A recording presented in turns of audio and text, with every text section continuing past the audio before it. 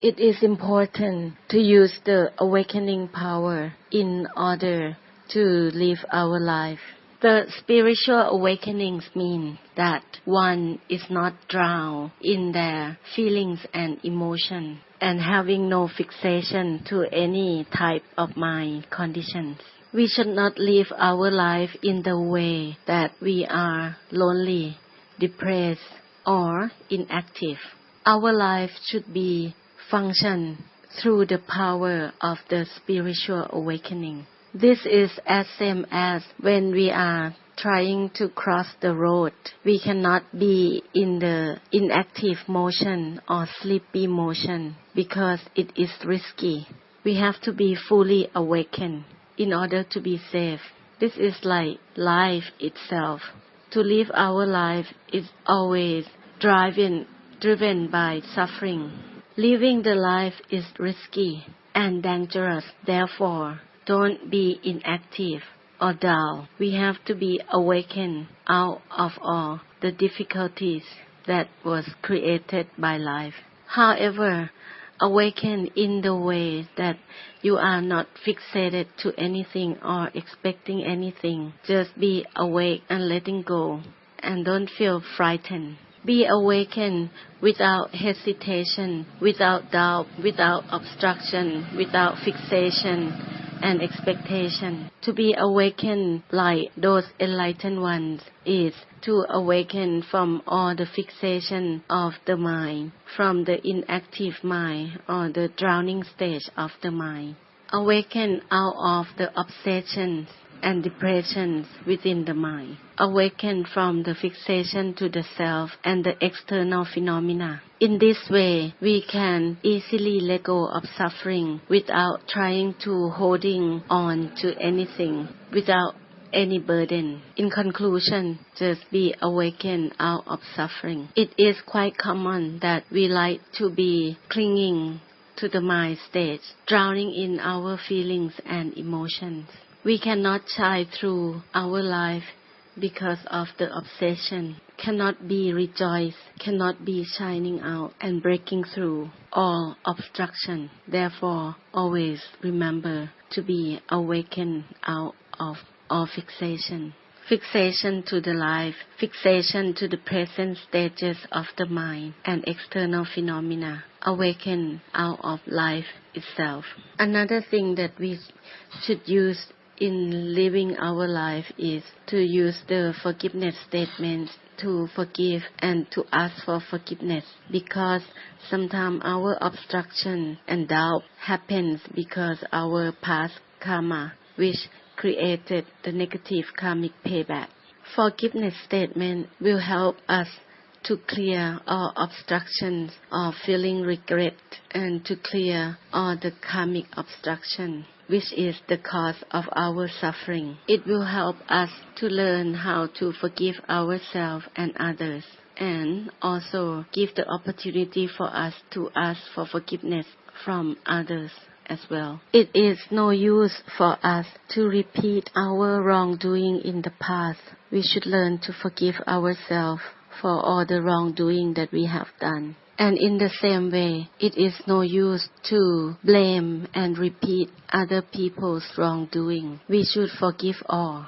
Do not repeat or emphasize the depression, sorrow, and suffering in this world and in all beings, but help all beings to be awakened together. Sometimes it is difficult to let go of the idea that we are holding on to, so we cannot forgive others. Just keep saying it out or repeat in your mind that you want to forgive, and just say ahosi, ahosi, and then the mind will come to the stage of forgiving. To clear the karmic obstructions that we have, we need to always give forgiveness and ask for forgiveness.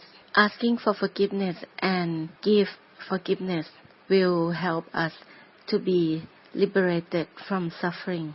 Use forgiveness statement as our everyday life practice to free the mind obstruction. It is normal that we have created offensive karma amongst beings because we are using this body and the mind and creating actions in our daily life. Therefore, always use the forgiveness statement to clear all the offensive karma that creating offensive karma blockages from true liberation of the mind. All relationships are based on the past karma. Liking and disliking is also karma. Therefore, always clear the obstruction by using the ahosi or forgiveness. Clear all conflicts by using the forgiveness statement. Clear all obstructions within the mind, all negative thought, feelings, emotion, action and words, using ahosi statement at all times. Without thinking about you are liberated or not. Don't expect to hold on or let go of anything.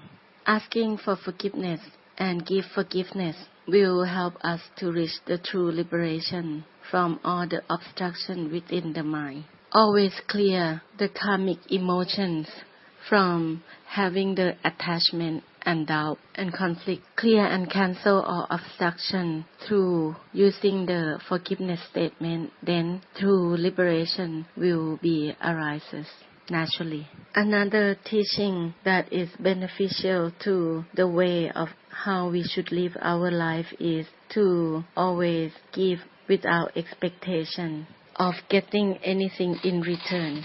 These are all of the teaching that would help us to live our life wholesomely. Universal religions. It is not wrong for us to respect all religions, whether it is Buddhism, Christianity, or Islam. However, it is wrong if we are holding on rigidly to the concept of our religions. It is not a good thing for Buddhists to hold on rigidly to Buddhism or for Christians to hold on rigidly to Christianity. It will create stress for those who is holding on to their religions rigidly. It is a mistake for those who embody religions if they are holding on rigidly to their religions. The only wrong practice that we are doing when we are related to our religions is that we are attached to our religions and reject other religions. Therefore, just relate to our religions in the way that we relate with respect but without attachment. The right practice for those who embodying religions is to give and let go. Then they will reach the stage of liberation and purity in itself.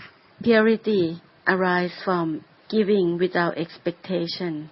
The teaching of attached to their religions or the way of practice within that religion is not the true essence of religions. It is only the teaching that comes in the later generation, but not from the founder of that religion.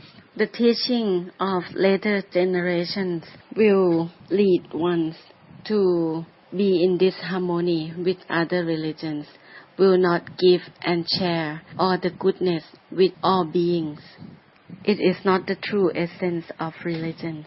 The followers of the founder of religions in the later generation have no knowledge or understanding about the true essence of the teaching of religions, about giving and sharing, blessing and supporting one another. All founders of all religions have the origination from being bodhisattvas. They are the ones who is sacrificed and bless all beings in the world and samsara. They give the principle of the teaching for the practice of giving and blessing and forgiving and sacrificing. They did not give the teaching that create disharmony amongst all beings. They did not differentiate all beings to be separated to groups of religions, that this is my religion and that is not my religion. This harmony only created from the later generations. of their followers. The followers who would not understand the heart of the teaching, the heart of religions, or the truth that we are all here to support and give and share to one another. We are not here to create disharmony among beings. The founder of all religions always give loving kindness to all beings in this world and samsara without separating them. This is the concept of the universal religions. Therefore, we should be rejoicing that we are embodying the truth and the essence of religions. Therefore, relate to all religions with respect but without fixation. All religions should be united in harmony. If there is disharmony, it is not the essence of religions. Religions is benefit to all, whether which family, which country or which races that you are from. The whole world and samsara should be able to rely on them, to lean on those who embodying religions. As being followers to religions, we should be a giver, not a taker. Therefore, don't think that religions is belong to you. It is universal. Religions is for everybody, not just for one group of people. In conclusion, you can respect all different religions without trying to hold on rigidly to any specific religions. Open up your mind for your society and for the world to all religions. It is not wrong to open up your mind limitlessly.